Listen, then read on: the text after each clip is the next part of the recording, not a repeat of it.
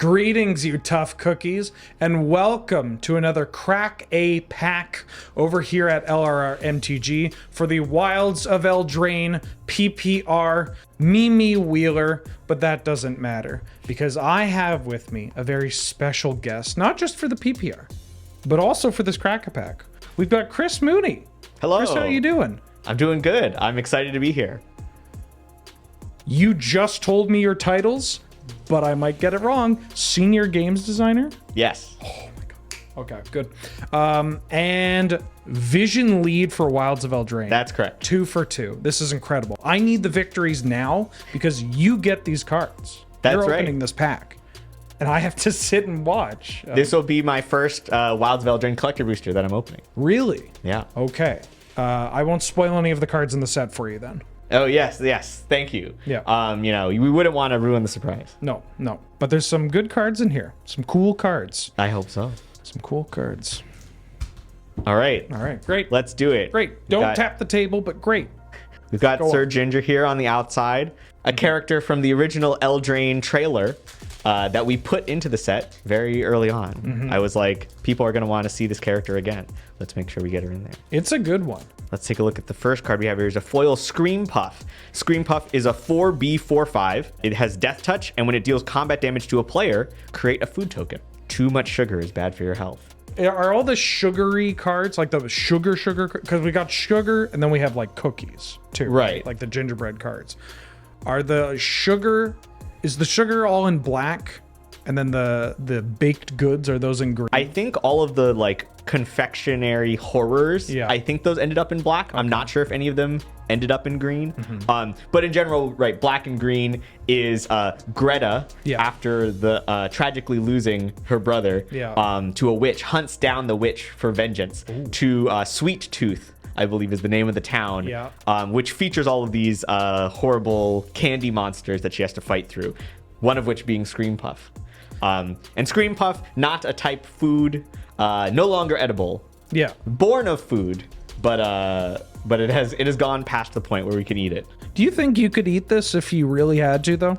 I think not, but I do think that if it dealt combat damage to me, that a food would pop out, and maybe I could eat that. So you would. So if this hit you and like a part of your innards fell out, you would then be comfortable eating that? I kind of feel like it's part of itself falling apart. Like it's not really well put together. So when it hits you, part of like a chunk of it falls off. Right. Okay. So you're cool eating part of the puff that has fallen off, but when it's attached to the horror, that's too much. I think that in theory, I could eat part of the horror, but it's just so difficult. Like it's a 4/5. It has Death Touch. Yeah. So it's gonna be hard to get close. That's tough.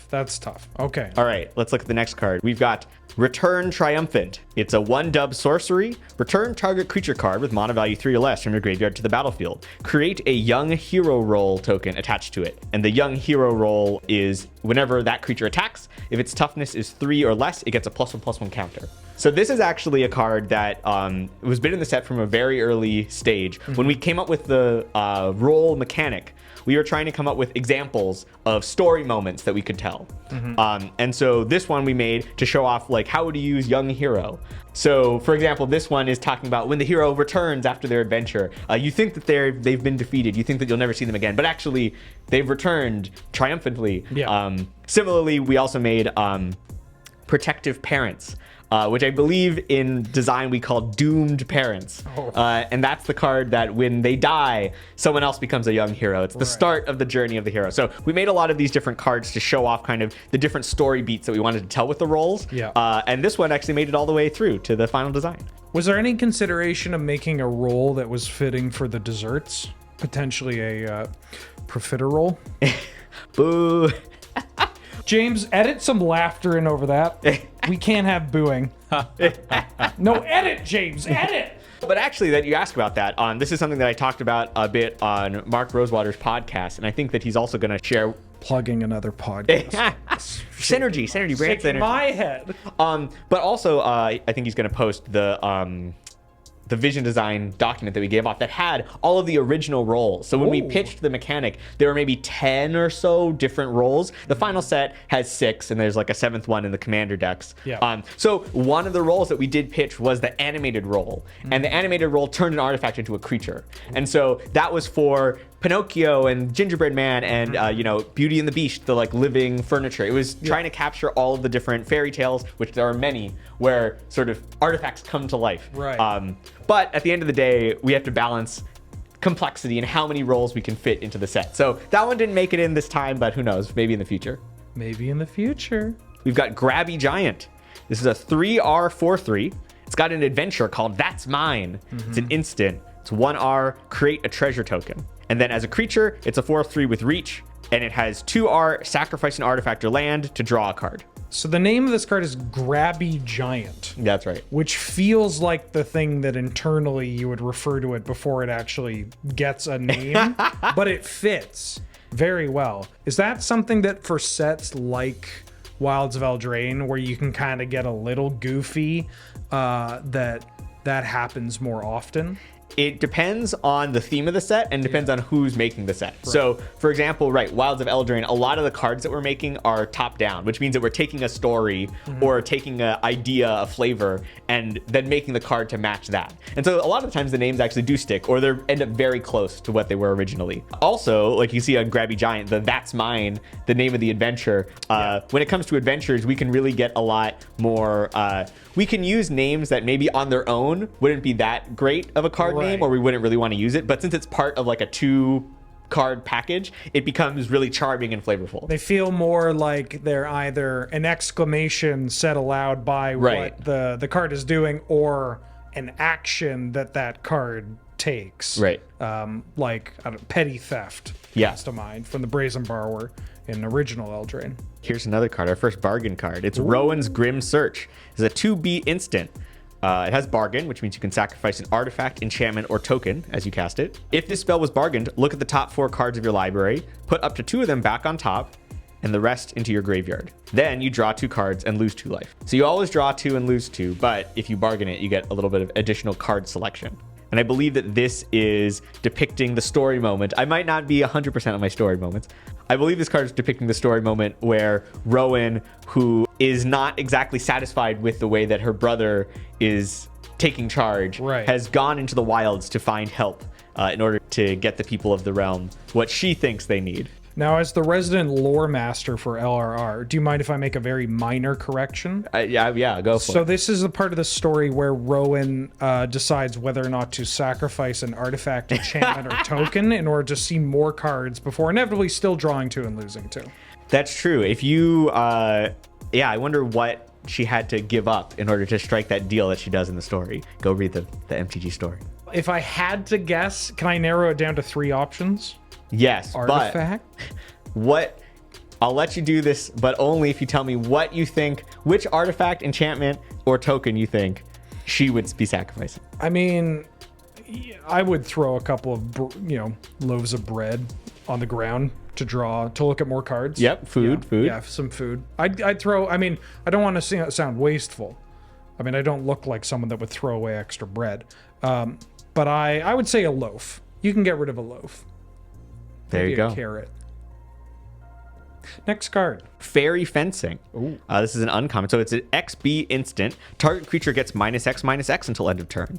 That creature gets an additional -3/-3 if you controlled a fairy as you cast this spell. Even in the grip of the wicked slumber, the high fae princess Obira is a blade master of unrivaled skill. Wow.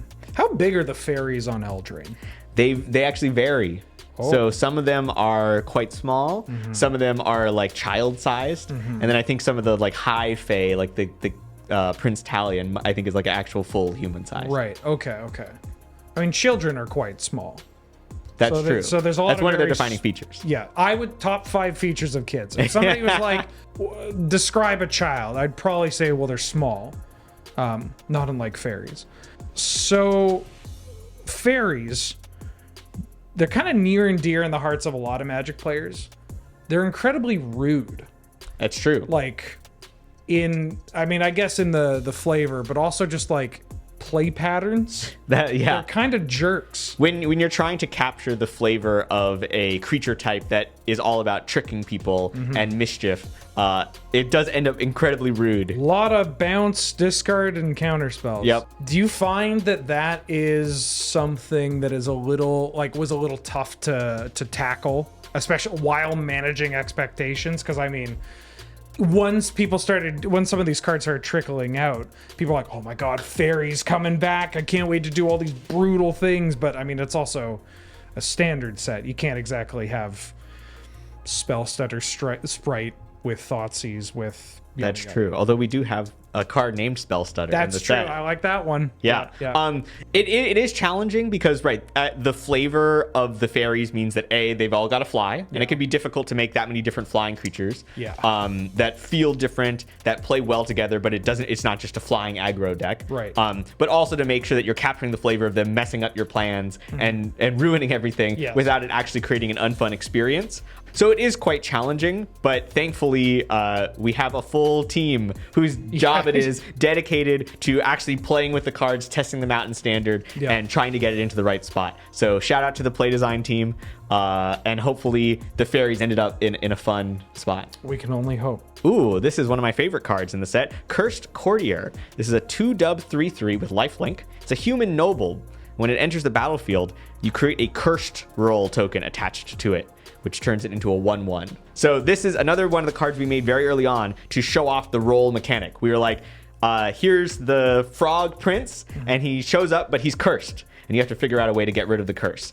In the set, there are many different ways you can do that. You can bargain the cursed roll away with one of your bargain cards. You can apply a different roll to the prince, which will knock off the old roll that he had. Or you could just use an enchantment removal card that you happen to have. But we really enjoyed that this card not only told the story of the Frog Prince, but also showed off how all of these different mechanics could work together to create an interesting gameplay experience. It's one of those cards that is very like a level up moment, right? I think for players where they see it and they're like, why would I want this? And they go, oh, well, this is why I want this, because I could do all these different things to make it turn from a downside to not only do I get something that's pretty good rate, but also my bargain card does something extra, or I have a target for this thing that creates another roll. I mean, it also triggers Celebration on its own because it creates a permanent token. So, yeah, Cursed Courtier. Keep an eye out for all those different synergies. Knocking it all out of the park with that one. All right, now we have Spell Scorn Coven. Oh, this one. This is one of our off-color adventure cards. Spell Scorn Coven is a 3/2/3 flying. When it enters the battlefield, each opponent discards a card. It also has an adventure called Take It Back, which is a 2/2 instant. Return target spell to its owner's hand. So this card really plays into that fairy trickery that we were talking about just a second ago. Yep. Yeah, this card's really rude. That's the first thing I saw when I saw that card was, oh god, yowza. Just like the play pattern of like, no, back to your hand, and then play it. You discard something. Makes me want to draft that card quite a bit.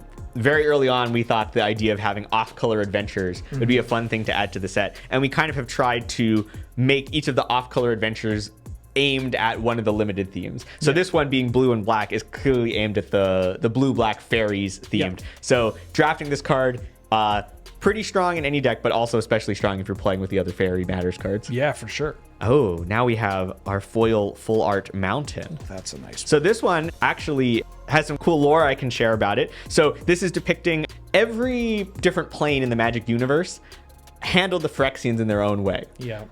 The way that the people of Eldraine handled it was by casting the Eternal Slumber, which was this sleep spell that spread out over everything and put all the Phyrexians to sleep. They also, when the Phyrexians attacked Eldraine, a giant chasm opened up where they came out of, and so the Eldraine they took all those Phyrexians, they just pushed them in the chasm. So this is actually showing the sort of aftermath of that, where there are now these large chasms throughout the world of Eldraine that the denizens have started to build bridges across, which, there's trolls and billy goat gruffs and all sorts of folks that are interested in maintaining and running and taxing these bridges. So there's a cool little Easter egg there on the mountain art. That is so much more information about basic. Usually when we do these, by the way, and if you've watched previous ones, you might go, why isn't Wheeler honking a clown horn or interrupting every 5 seconds?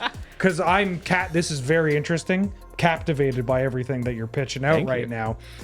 Usually I say, what's your favorite basic land?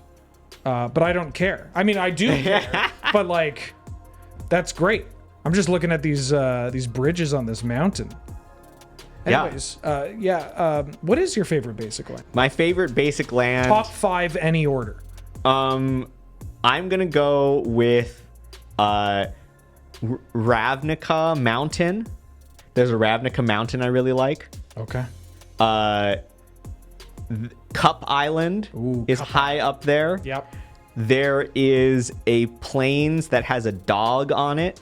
Yeah. So that's a good one. That's a good one. Swamp, I'm gonna say Kaladesh Swamp, because it's actually quite beautiful. It's like there's swirls and rainbows. Yeah.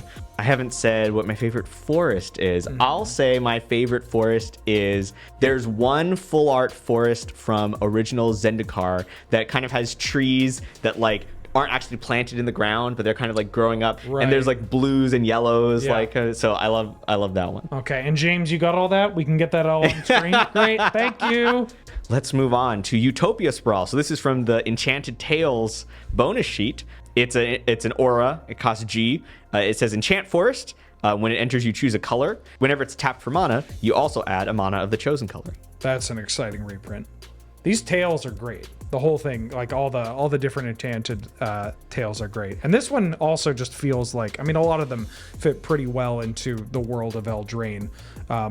This one, just like the visuals of it are striking, and what it's kind of, it really gets you that like stumble onto this grotto. Right. Yeah, we very early on, when we sort of made the roles mechanic, we were like, oh, enchantments, like these auras are enchantments, and sagas, which we knew we wanted to do for this set, are also enchantments. Yeah. And we were like, the word enchantment just feels very fairy tale like. Yeah. And last time we were at Eldraine, we didn't really do very much with enchantments, but this time around we were like, let's really lean into this flavor of enchantment being related to fairy tales. And so that's how we got to the Enchanted Tales of the all enchantment bonus sheet. Who do I send a bottle of wine to for putting compulsion in this list? Oh, that was done during set design. Okay. So Ian Duke, who is the set lead for this set, he's the one who really took what Vision handed off and actually made the full set and determined what all the final cards would be. Right. He was also the one who was most involved in terms of picking what would go onto the bonus sheet. And there are a lot of really fun things on the bonus sheet, especially in limited, sort of old cards from older sets that are now in a new context, and you can learn about playing with them and trying them out in a totally different environment. So excited for Zoomers to look at compulsion and just be like, what is this card? And then hopefully they'll figure it out. Yeah, I got a raid bombardment in my sealed pool, so I'm excited to attack with rat tokens in my raid bombardment. That's a good one.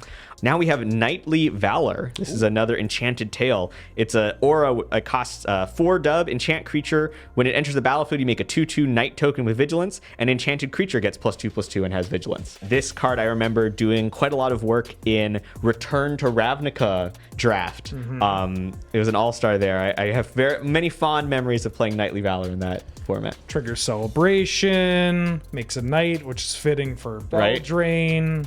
It's an enchantment you can sacrifice. It's a token you can sacrifice. Banger. Yeah. Excited to play a lot with that one. All right. So now we've gotten to our first rare card. It is The End, which you hope, you wish that was the last rare. Thank you for watching, everybody. But The End, it's a 2/BB instant, and this spell costs 2 less to cast if your life total is 5 or less. Exile target creature or planeswalker, and you search its controller's graveyard, hand, and library for any number of cards with the same name as that permanent, and exile them as well. That player shuffles and then draws a card for each card exiled from their hand this way. This is, of course, paying homage to, in the original Eldraine, we had Once Upon a Time, a card that was free to cast if it was your first spell you cast in the game.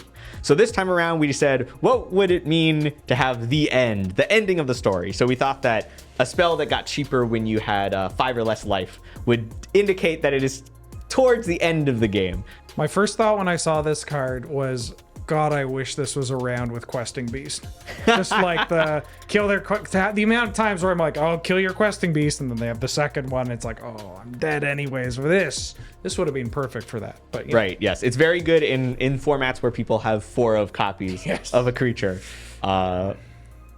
Cool card. Spiteful Hexmage. This is a human warlock. It costs B 3/2. When Spiteful Hexmage enters the battlefield, create a cursed roll token attached to target creature you control. So this is a little bit similar to Cursed Cordia, which we saw earlier, except in this case, it can apply to any of your creatures. Yeah. So if you cast this creature on turn 1, probably not going to do very much. It will just be a 1/1. But if you have anything else lying around when you do cast it, then you can curse them instead.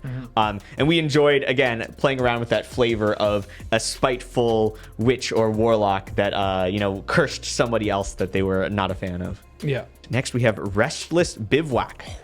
This is a land.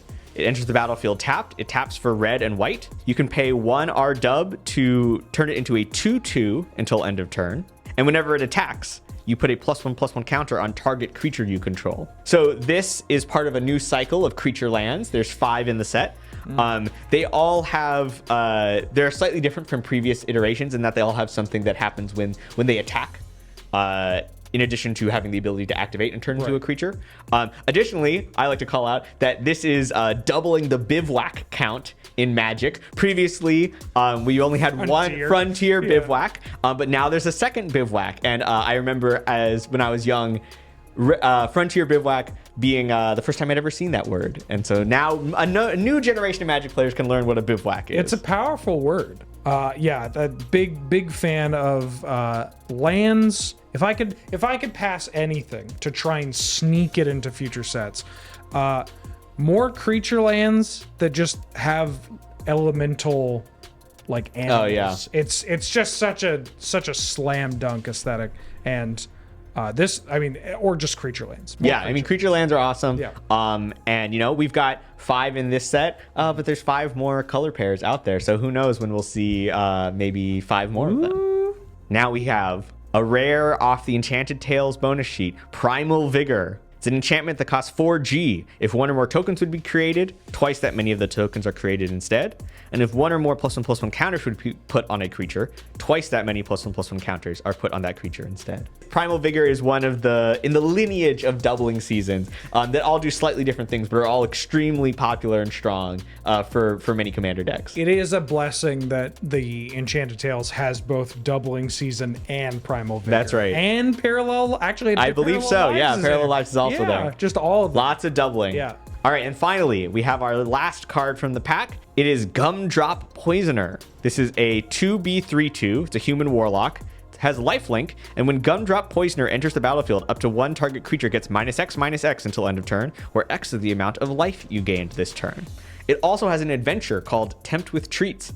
It's an instant for B, which creates a food token. It's wild that is the most exciting line of text. I'm a big fan of food generation across multiple formats. 1 mana, instant speed, get a food. That's right. Into untap and do whatever you want with it. Very exciting. I mean, the other part of it is also cool. I enjoy the payoff, the life gain payoff. It feeds into itself, killing a creature, all that jazz. Right. One of the things that we have a lot of these artifact tokens we make nowadays, clues and treasure, but compared to those two, food on its own is not very strong. Just gaining 3 life is good, but it's not nearly as valuable as drawing a card, for example. Yeah. Which means that a lot of the cards that make food also get to have very powerful abilities that synergize with food. Yeah. For example, like the Gumdrop Poisoner, you can crack your food and then cast the creature in order to kill something, give something -X/-X. We're really able to play around with the synergy possible using the food tokens in other ways. Now, not to make this go any longer, and we're not cutting a second from this interview. This is too good. We'll just play it at 2x speed, and then it'll be in the proper time. Oh, you can't tell them that, because it's already at 2x. They'll go to 4x. They'll pass out in front of their monitor. Do you find that because you can give better abilities or payoffs to cards that use food, do you also find that it's easier to incorporate those kind of abilities onto cards, just because like the idea of here's a dog eat food, dog get bigger, like that kind of thing. Do you find that that is something you can more easily inject into sets? One of the things about food, and honestly the reason why it's still here in Eldraine, because when we were making this set, we were like, do we need to bring food back, or do we think that that's something that, you know, it was cool last time, but maybe we won't bring it back? Right. The reason why we brought it back is because the flavor is really strong, and that's a very intentional pun. Yeah. There's just so many fun concepts for cards that come out of the idea of food. Food is just a very resonant part of a lot of stories, fairy tales especially. Yeah. And so, you know, with also our use of food in Lord of the Rings, like that was the Hobbit's theme in Lord of the Rings was food. We were really able to lean into the charming nature of just the idea of food in all of these stories that we know and love, which also then, makes it easier to make cards, because someone will see that card and be like, oh, I totally understand what this does and why it does that. Oh yeah. Very good. Very cool. Wow. Feels weird not doing a bit overall. I apologize. No, don't. I've ruined the bit. This was great. Thank you so much. Thanks for having me. Oh, can you say it's great to be here? It's great to be here. There we go. Thank you so much.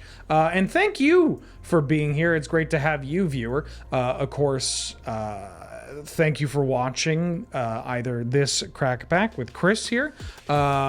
Chris, where can people find you? You can find me on Twitter at Chris K. Mooney. Great. Nice and simple. And thank you, of course, to Wizards of the Coast for making this all happen. And we hope you're enjoying the Wilds of Eldraine PPR over here at Loading Ready Run and LRRMTG. Let us know in the comments below. Food? Okay, bye!